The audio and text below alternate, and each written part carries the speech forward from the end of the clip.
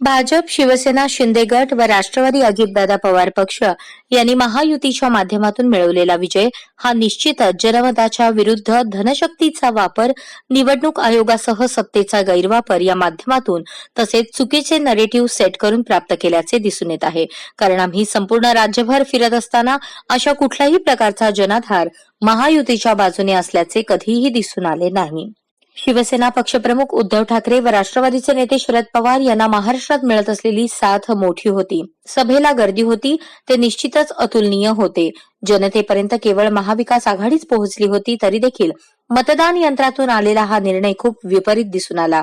तो निश्चितपणे अनियमितता व गैरमार्ग यातूनच आलेला असल्याचे जाणवत आहे, असे शिवसेना उद्धव बाळासाहेब ठाकरे पक्षाच्या उपनेत्या अस्मिता गायकवाड यांनी आमच्या प्रतिनिधीशी बोलताना सांगितले. आम्ही आगामी काळात जनतेची सेवा करत राहू व जनसामान्यांचा विश्वास पुन्हा निर्माण करू, असेही त्यांनी सांगितले.